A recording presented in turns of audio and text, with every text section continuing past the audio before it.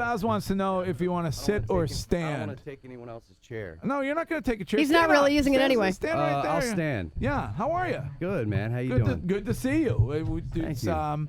I'm trying to think about, I believe, a Halloween party that we had at the Roxy in like 1990, maybe 99 was when Creed first played for this radio station. I think so, man. It's been a long time. Yeah, and the last time I was here, we were on top of a roof. Yes. Like oh, in yes, 09. that's right. Yes. Rooftop pool Yeah. party. Was that was the pool Colonnade. party? Yeah, the that was Colonnade cool. at the Colonnade. Yep. Yeah. Yeah, So, welcome to Boston, Good to Scott be here. Stapp, and the record came out yesterday, Yeah. solo record. Yeah. Fired up. Definitely. Cha-ching. Yeah. I love slow suicide, by the way. Yeah. Oh, Yeah. My thanks, type of man. music. Yeah. Thanks, Spaz is suicidal, so the song like that, he finds meaning in something like that. You know what's crazy? We can commit slow suicide and not be suicidal. You know what I mean? You know. How do you end up when you're what's different about doing a record yourself and finding guys to work with you and stuff and to doing something with Creed? I think there's a lot less like having to worry about staying in your lane because someone may get upset or anything like that, which happens with brothers over the years. It's like, no, this is what I do. Get the hell out of here. You know what I mean? So you get to kind of push yourself in your creative limits because you get to fully dive in and do it all. Yeah. And have guys that you're working with that are there who are just wanting to make you happy. And just trying to They're fired fulfill- up. They're fired up to do what you're doing and be a part of what you're doing, right? Yeah, yeah. Right. The add-on, the better part. Right. It's all good. And they're not concerned about like, I want this part because I want to. You know what I'm saying? And all that stuff's normal. It's not it's nothing abnormal about a band, but it's cool to kind of branch off and have that for this project. And at this time in my life, because I really felt this record. Is exactly what I was supposed to be doing with my life right now. And Meaning what? Meaning. Well, in terms of, I wrote my book last year, and that was really a big growth process for me, man, and just getting my head screwed on straight and getting perspective.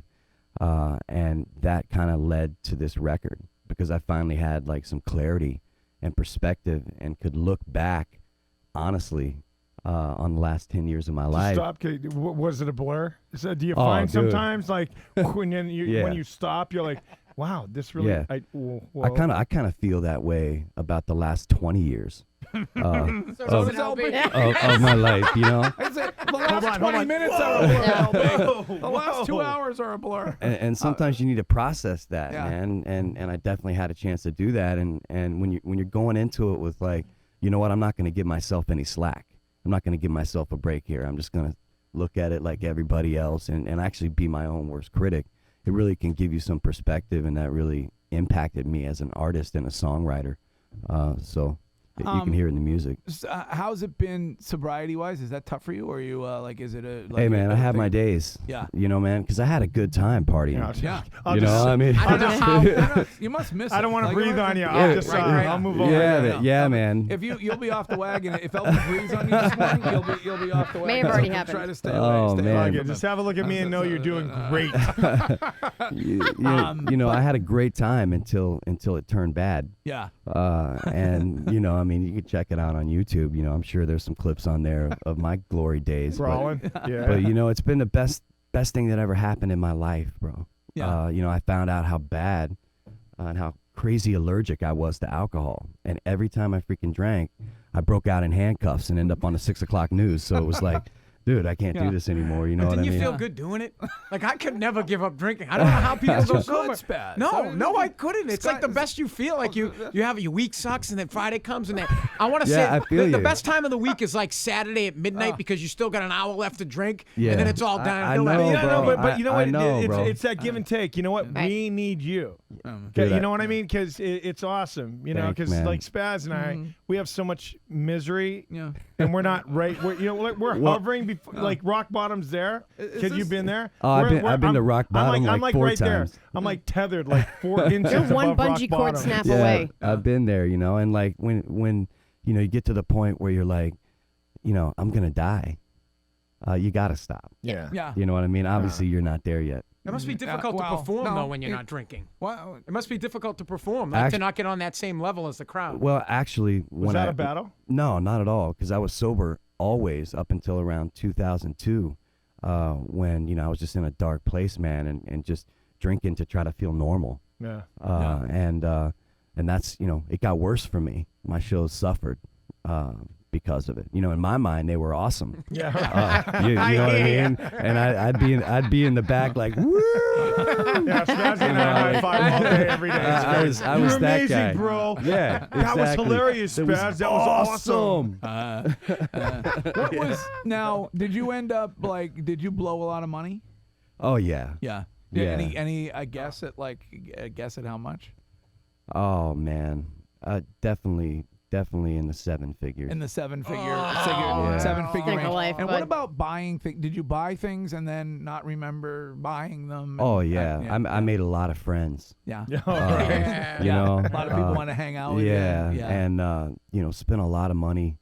One night I dropped like 75 grand in a strip bar. Yeah. Which one? That was in South Beach. Yeah. I can't remember the name now. But you're there. Were you there? I took all my friends, man. It was like a party. It's like it's I on would have been there. I would have been It's there. on me. Dude, I would have been brawling for you all day, every day. You know what I mean? Look at my man. Yeah, I mean that's what it was. Hey. I was miserable. But it is what it is, and I learned a lot, man. And now I've had a chance to kind of reflect on all that, and turn it into, what I learned. Yeah. And how'd I get here? I got 3 beautiful kids, man, and an awesome wife. Beautiful wife. And thank you. Not that I was You looking. creep. Well, she was a very beautiful lady when I was doing show All right, research. hey, Yeah, he's a it's man. Yeah, she was former Miss New York. New is that what York, it- yeah. How'd you meet her?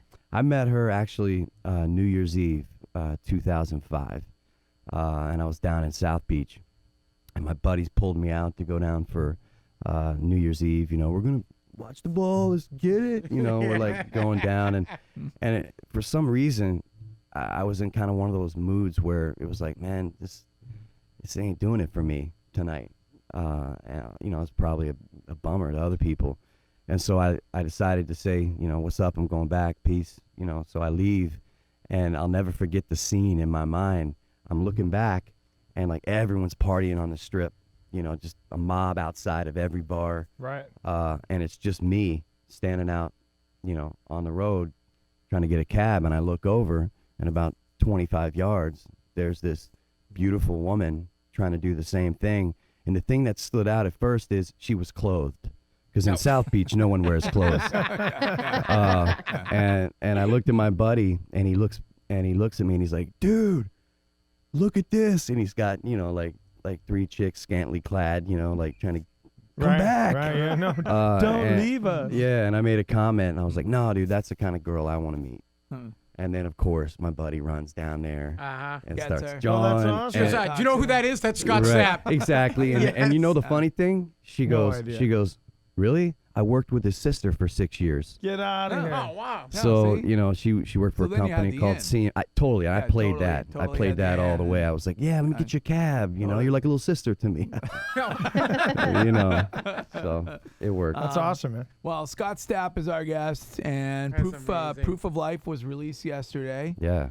And if you want to be on, you could call 617-931-1AAF, 617-931-1223, or you can text us. The WAAF Ira Motor Group text line is 97107. Here's somebody who did some work on your house, Windermere. I love these people. In Windermere, is that That was when I lived in Orlando. when you lived in Orlando? They want to know if Yeah. you're still playing golf as much as you were at they said Drub's Dread. Is that the name of the course? Yeah, we played there at Dub's Dread. Dub's Dread. Yeah, played there quite a bit until my son began to walk, and then I had a daughter, and then I had another son. So your time is Then you have different. more time, golf. right. This texter wants to know if when you look at the music industry now, and what year did you guys form Creed? We formed Creed in '93, 1993. Yeah. So that's 30, Good for you. 20? 20 years 20 ago. years ago. Yeah. Way to work, When you man. look at the music industry now, like a texter says, they want to know what you think of Kanye West. You know, I mean, he's definitely an artist that says what he feels and kind of flies by the seat of his pants. And you know, and I don't have any hate on anybody, man. Yeah. And so I don't really. Yeah, you know, well, the only time I did is when someone would mouth off when I was drinking, man. Right, and, you know, I just couldn't. Pop 'em, right? You know, it made sense back then, right? Sure. What about like Miley Cyrus? You know, I mean, as a father, Yeah. you know, my number one job is to keep my daughter off the pole. Yeah. And It's tough, man. I you agree. know, and Awesome. you know, and Miley's not helping with that and wrecking ball. like, you know, Miley's keep her not- from twerking. Yeah, keep her from twerking. And so from a father's perspective, you know, you're like, dang, Billy Ray, you know, he's probably pissed off. Well, I don't know. He's kind of weird, Billy Ray. You know. He's not Doc. So you know, but then I heard her track "Wrecking Ball," and I realized, you know, me and my wife have these conversations. She likes to, you know, talk about like, well, and I'm like, do you know her?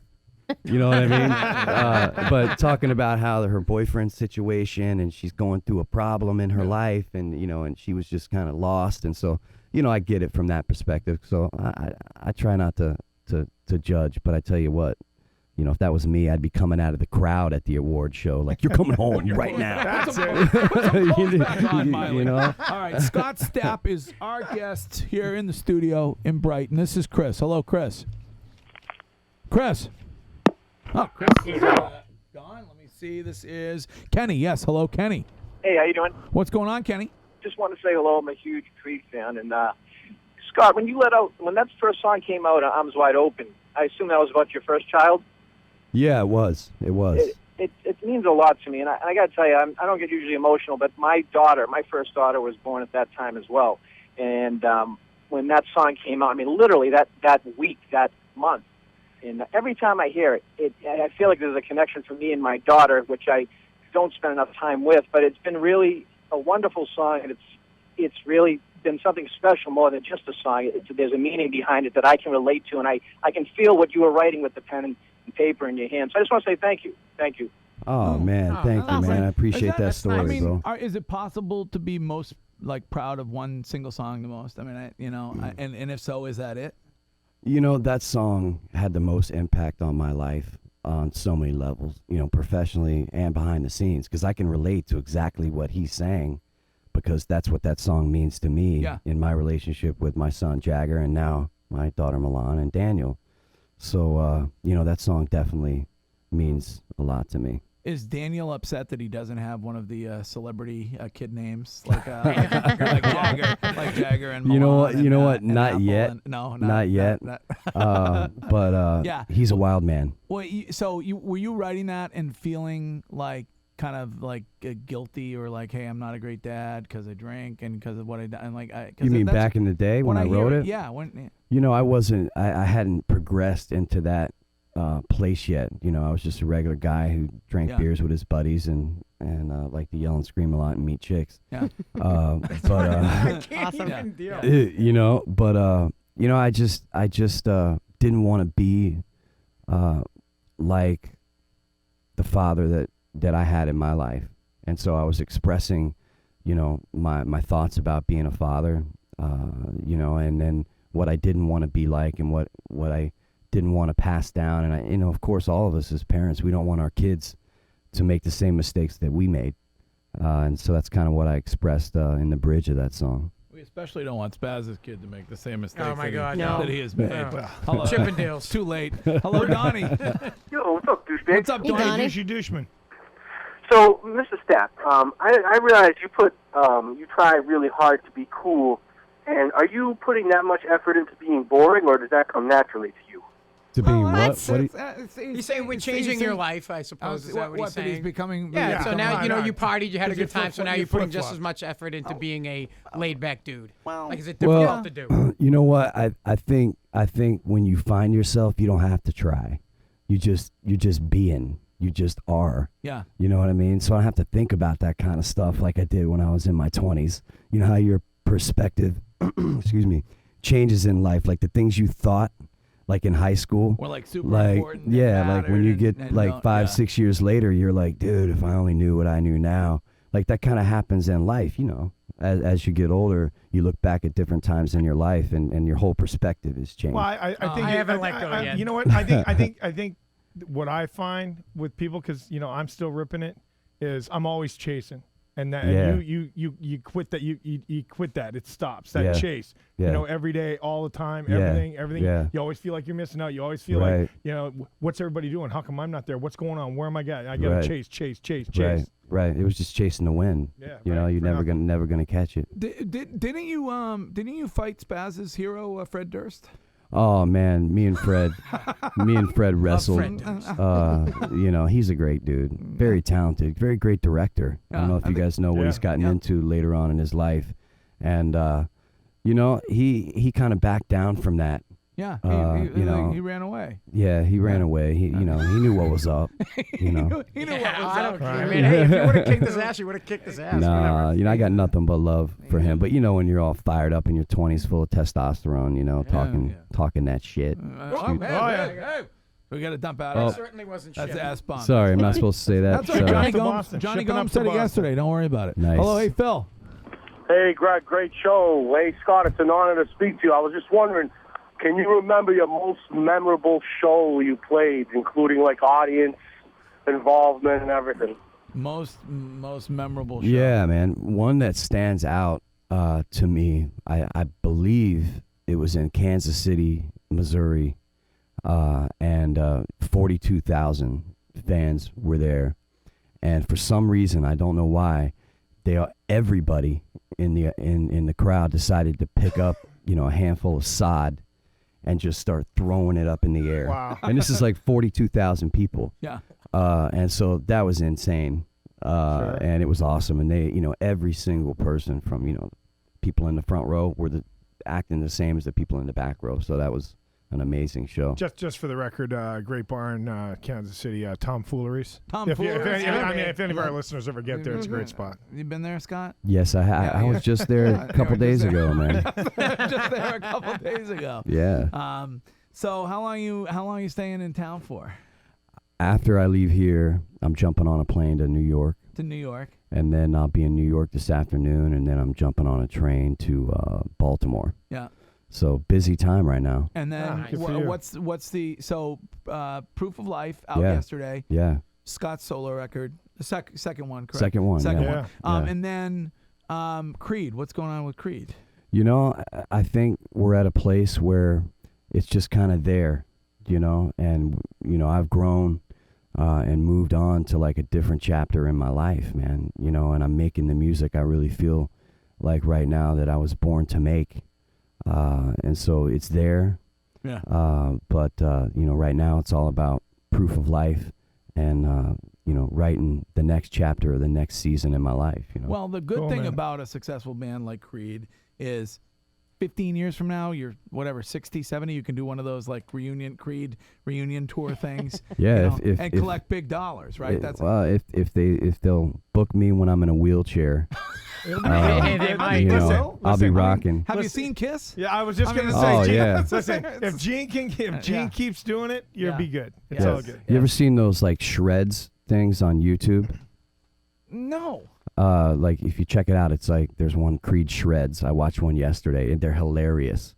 And it's like it's got a video of us jamming live, but there's some guy, they took our music out.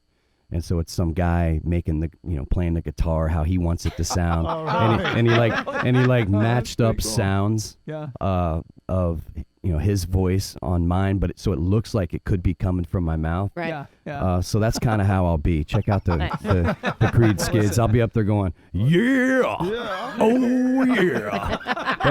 That's how people imitate me. I found I had a guy in the airport yesterday, man. He comes up to me and he goes, dude, I love your band, man. I'm like, thank you, bro. Good to see you. And he's like, dude, I swear, man, every time I sing karaoke, bro, everyone tells me, dude, that I could do what you do, man. Check it out. Yeah. Affirmative may be justified. 101. You know what I mean? And like that happens to me all the time. Did you say you nailed it? You were like, you nailed it. Dude, and I'm like, of course, I'm like, dude, that is awesome, man. How many of us haven't gone? But I love it, dude. I cried out to God. Yeah, exactly. Yeah. Dude, give us a little. Is that how I sound? Is that how I sound? I cried out to God. Like you did? Yeah, go ahead. Yeah. I cried out to God. Is that how you did it? It's there you go. You know, that's kind of the caricature of myself. But it's funny to hear other people, man, like sing to me how they hear me. Because, dude, I don't hear myself like that. That's how I hear it. You know what I mean? And when they did this Creed shreds, dude, it is a trip. Because, like, I'm sitting there and I'm playing, and all of a sudden you hear, like, oh, yeah, hell yeah. and like, and I'm like, dude, do I do that live? That's awesome. You know what I mean? So it was cool, man. All right. Well, listen, thanks for coming by. It's always great to see you. Like I said, Hey, we've good done, to see you guys. we've done so many shows with you over the years. And yeah, dude, this is Boston's been so good to me, man. When like, you come back, are you going to come back and play live in Boston soon? Yeah, we're going to announce tour dates in 2 weeks. Okay, tour dates in 2 weeks. I'll be back either sometime between the last week of March and the first 2 weeks of April. Awesome. So just check out, scottstapp.com and my Facebook and Twitter, and we'll be launching in Shreds, dude. Yeah. You gotta watch Shreds, dude. And come back in March and love to be here, man. Don't you guys be afraid are awesome. to bring the lovely wife in with you. I won't, man. I won't. He looked right at me like he was gonna Fred Durst me. We're going. It's going down. Don't sweat the small stuff. It's good. Scott's album in stores. It's called Proof of Life. Scott Stapp, thank you. Hey, thank you guys, man. We'll be right back. For more exclusive on-demand video, keep checking in at WAAF.com.